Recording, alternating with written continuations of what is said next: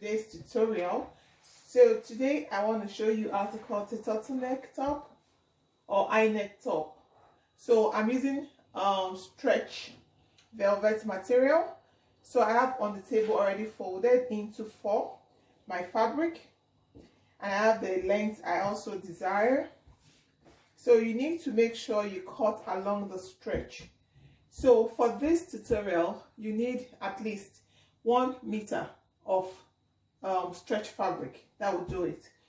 So the first thing you want to do is ascertain the length of your top, and I have what I need here. That's about 27 inches. So after sewing is going to be about 25-26 inches. So I've also ascertained to see that what I have folded can accommodate my size.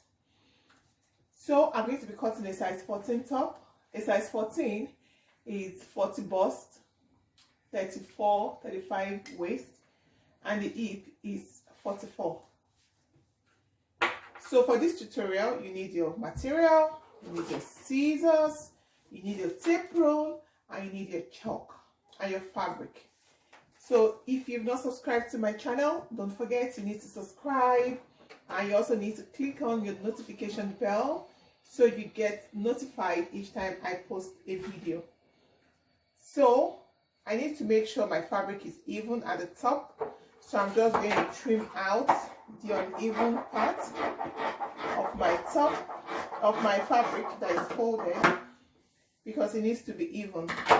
The next thing I want to do is to get my shoulder, and I'm going to be using 16.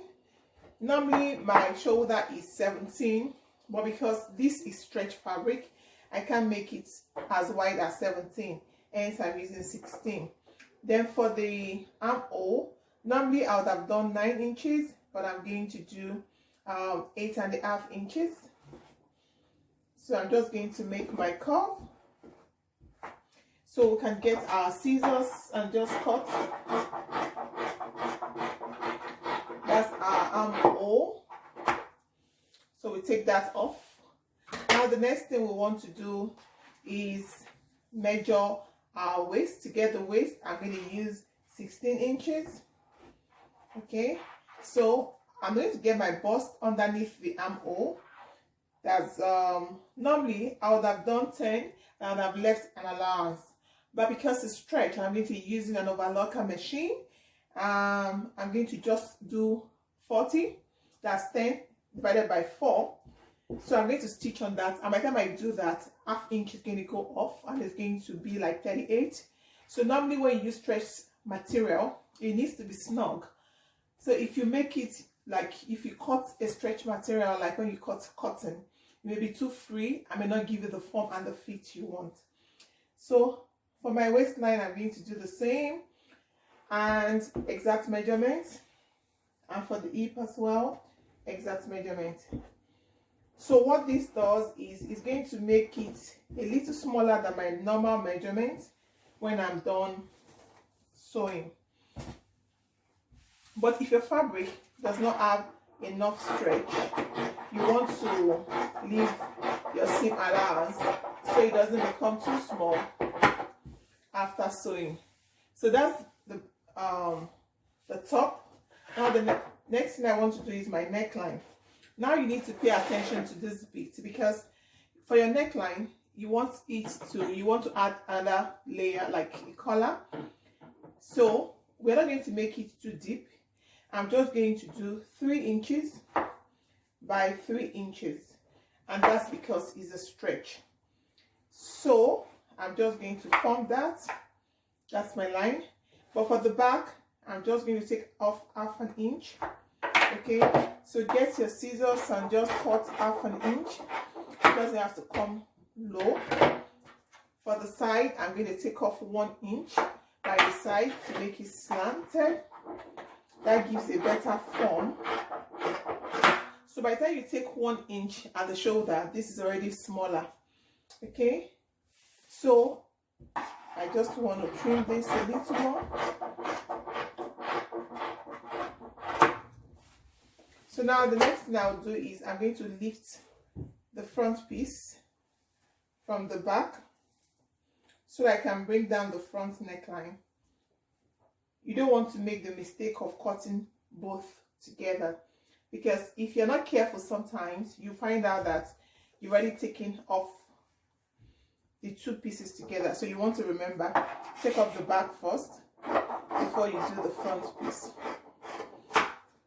So that's done for our top, for the bodies of our top. The next thing I want to cut is the piece to form the collar. So all you need to do, since the stretch is just a straight fabric, so I'm just going to measure this. Normally what I will do is, after sewing, I will need to measure round to make sure it goes round. So determine how wide you want your neckline to be. So I want mine to be pretty wide, not too small. So on fold, I have 2.5 inches. So after sewing this, it's going to come to 2 inches. Okay, so you're going to cut after you have sewn together the shoulder for your top. So what I'm just going to do is, I'm just going to cut some to show you. It should be a bit smaller than what you have around the neckline, so it's going to grip. I'm just going to, I decide what I did here is about 20 inches long. So it will be too much, but I just want to show you what I would do. At the top part where you have the fold, you want to take off 1 inch from the end, like that, slanted downwards. So what this does is it grips more at the top and is wider at the bottom. So this is going to give a firm grip to your neckline. So this we're going to check if it's okay, going to be okay after we must have joined the shoulder for our top. So we're going to put this aside, and I want to cut my sleeve. So I've also folded my fabric into 4. It's going to be a shirt sleeve. So 5 inches from the top. Now I'm going to get my round sleeve, which is 13.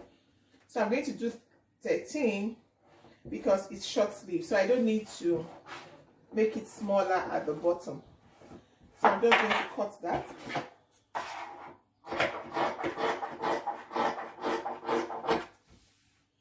So just like I did, I'm not leaving allowance because it's stretch. So I want it a bit smaller so you can really pull. So you want to be careful how you cut your fabric. You need to cut across where it stretches. If you cut the wrong way, it won't stretch. So before you start cutting, make sure it stretches that way that you cut across. So I've stitched the shoulder, the side, I've closed it. So I'm going to get my tape and I'm going to just measure around and see what I have. And this will help me determine if what I have cut earlier is sufficient or not. So you just go around. So when I come back here, it's about 20 inches. So that means the band I would need should not be up to 20 inches. So I'm going to make it about 18 inches, not too small, so that you'll be in want of fabric. So I'm going to measure this against that and see. So I'm going to reduce that and make it 18. And the reason I'm doing this is so that the neckline will be able to grip. So that means when we're sewing, we're going to pull. We're going to pull so that it can go around the neckline. So now I'm just going to reduce the length of what I have here.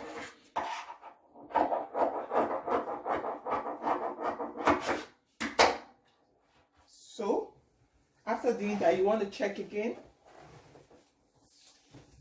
and see at the widest part here. So that's perfect. So now I'm going to sew. I'm just going to fold together like that. Okay, and I'm going to get the sewing machine and I'm going to close the end.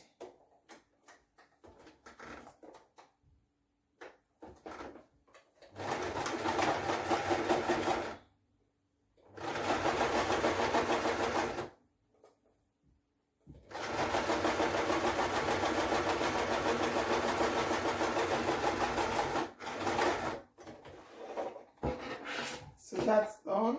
So now I'm going to start fixing. Once you've done that, trim off the excess.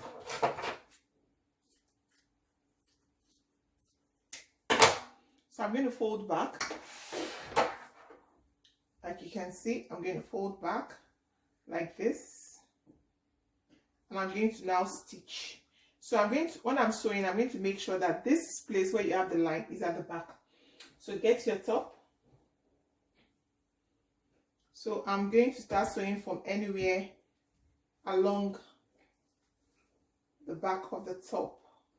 So just put this there, okay, like that. Okay, so we'll start sewing, and as we sew, we're going to pull. So get the pin. And so I just finished fixing the neckline. As you can see, you don't need to pull too much because we cut just 2 inches smaller than the neck. So what I have here is already done. So you just pull a little, just a little, and you form your neckline. And you can see that the where I joined at the back, and when you look inside, is a clean finishing. So you can use your overlocker to finish the hem and fix your sleeve.